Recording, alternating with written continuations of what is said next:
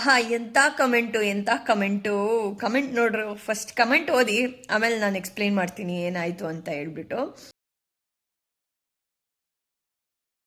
Sir Gilli ಅವರೇ ಕೇಳ್ತಾರೆ, ನೀವು ಯಾವ ಸೀಸನ್ಸ್ನ ನೋಡಿದ್ದೀರಾ ಅಂತ. ಅವ್ರು ಹೇಳ್ತಾರೆ ಎಲ್ಲ ಸೀಸನ್ಸ್ನು ನೋಡಿದ್ದೀನಿ ಅಂತ. ಅದರಲ್ಲಿ ಯಾವುದು ನಿಮ್ಮ ಫೇವ್ರೇಟ್ ಅಂತ ಹೇಳ್ತಾರೆ. 2 ಸೀಸನ್ಸ್ ಹೇಳ್ತಾರೆ. ಒಂದು ಪ್ರಥಮ್ ಸರ್ ಇದ್ದಿದ್ದು, ಇನ್ನೊಂದು ಹನುಮಂತಣ್ಣ ಇದ್ದಿದ್ದು ಸೀಸನ್ನ ಹೇಳ್ತಾರೆ. ಇವರು ಅದಕ್ಕೆ ಸುದೀಪ್ ಸರ್ ಹೇಳ್ತಾರೆ, ನೀವು ಇಬ್ರು ಮಿಕ್ಸ್ ಮಾಡ್ದಿರೋ ಥರ ಕಾಣಿಸ್ತಾ ಇದ್ದೀರಾ ಅಂತ. ಅದಕ್ಕೆ ಮಾಡಿರೋ ಕಮೆಂಟ್ ಇದು. ಓಕೆನಾ? ಆ ವಿಷಯಕ್ಕೆ ಕಮೆಂಟ್ ಮಾಡಿರೋದು. ಎಲ್ಲ ನಿಮ್ಮ ಟೀಚರ್ಸೇ ಹೇಳ್ಕೊಟ್ರ ಅಥವಾ ನಿಮಗೆ ಒಳಗೆ ಬಂದ್ಬಿಟ್ಟಿತ್ತ ಫಸ್ಟೇ ನಾನು ಹಿಂಗೆ ಬರಿಬೇಕು ಆ ಈ ಅಂತ? ಯಾರಾದರೂ ಗುರು ಇಲ್ಲದೆ ಗುರಿ ಇಲ್ಲದೆ ನಡೆಯೋಕ್ಕಾಗತ್ತಾ? ಈ ಕಮೆಂಟಿಗೆ ಅರ್ಥನೇ ಇಲ್ಲದೆ ಇರೋ ಥರ ಆಗೋಯ್ತು ನೀವು ಕಮೆಂಟ್ ಮಾಡಿರೋದು.